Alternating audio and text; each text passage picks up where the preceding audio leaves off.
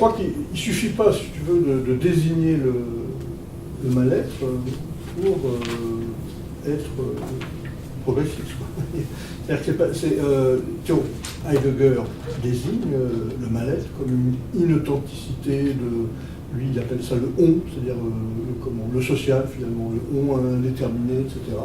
Les étangs, voilà, donc retour à l'être là, quasi mystique, quoi, presque.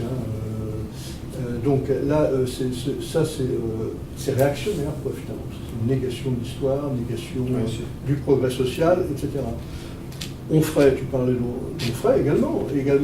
Onfray va désigner quelque part le mal-être, mais il va en appeler à sa résolution au niveau de l'individu.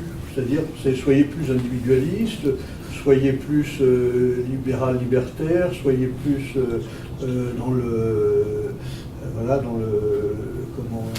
l'assouvissement de désir, etc. Donc, je caricature un petit peu, si vous voulez, mais globalement, ce sont des désignations du mal-être qui appellent à une gestion et une régulation au niveau de l'individu. Donc, existe le social. C'est-à-dire qu'il n'y a pas de... Tandis que Kouskar ne voit ce dépassement que dans le dépassement de la lutte des classes.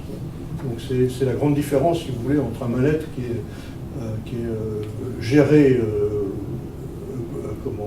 de manière conséquente, si vous voulez, et puis des mal-êtres qui sont là pour créer de la réaction pour Heidegger, et puis créer du divertissement pour Onfray.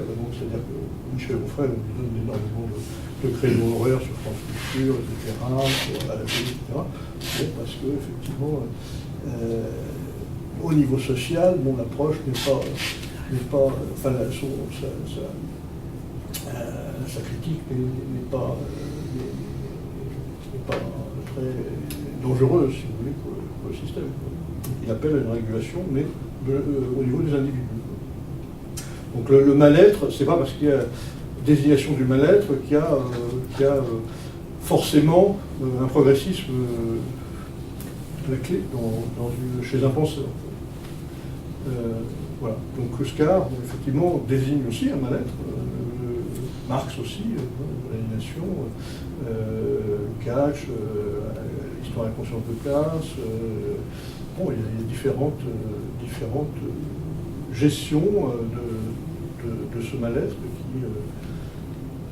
ça ne fait pas systématiquement un penseur progressiste si vous désignez le mal-être.